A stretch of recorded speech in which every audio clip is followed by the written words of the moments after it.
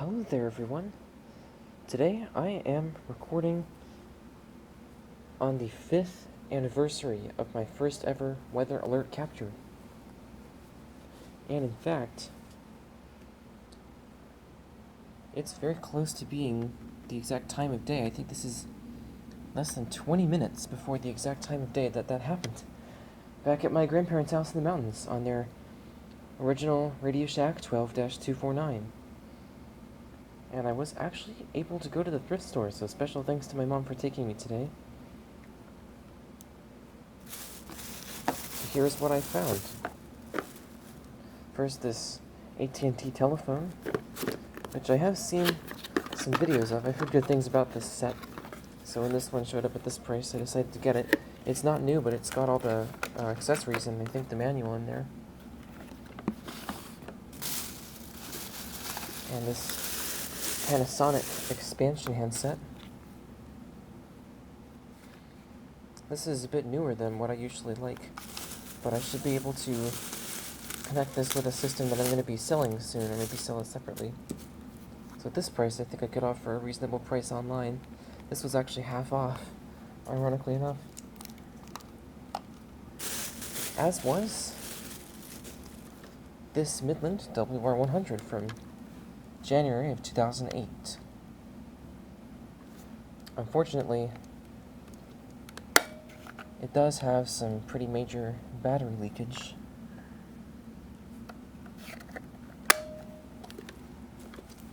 And the screen is going to have to get cleaned out on the inside. I don't know what all that is, but there's junk all in there.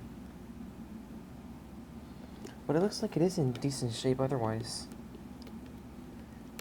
And of course, this being a WR100 version 5, or at least from before 2010, it will most likely have a dead tuner. However, that's not going to be a problem for me for much longer, because I'm expecting in the mail tomorrow or so some replacement tuner filters. So that's why I got this radio. This was half off, and I think at that price I could justify cleaning out the contacts, replacing the tuner filter, getting a different power supply for it, cleaning off the residue from this sticker, because apparently it doesn't come off, and then reselling it online maybe, or just keeping it around on my own. So let me get the power cord unwound here.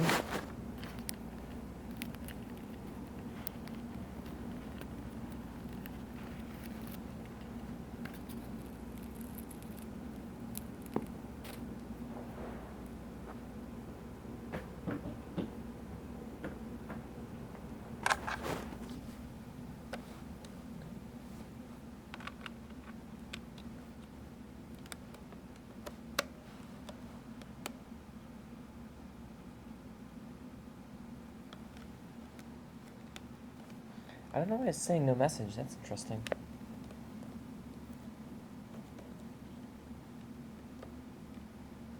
Wow. This thing seems to be messed up. Oh, there we go. I thought I did press menu at first. Okay, so the tuner's not dead yet. At Jasper, it was mostly sunny. The temperature was...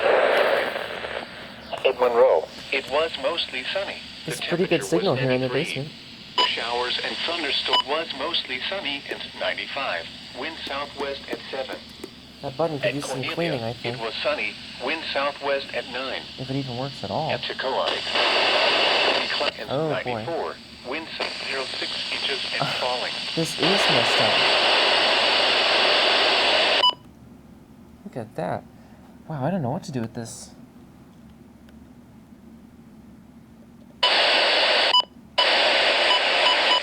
Still. Mostly sunny, 70s, 93. Well, it's working for now. I don't know if that's hardware or firmware related, actually. Wow. It is in single county mode. And it's got a county programmed in there. I'll put it in any for now.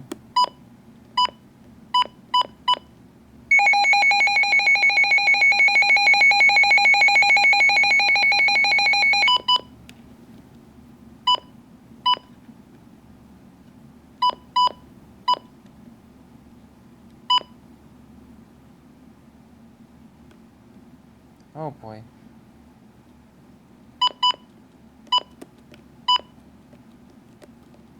Geez, something is really off with this thing. Oops.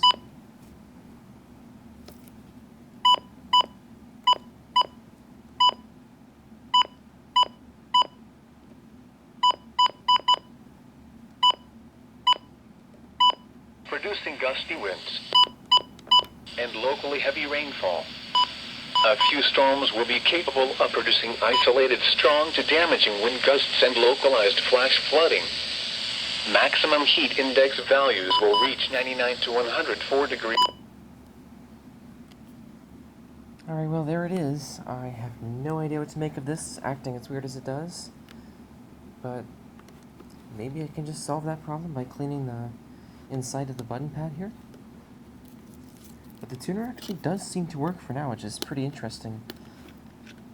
On the 2008 Radio Shack radios, their tuners always go out. Just about always. So that's at least good that this one is working with the tuner.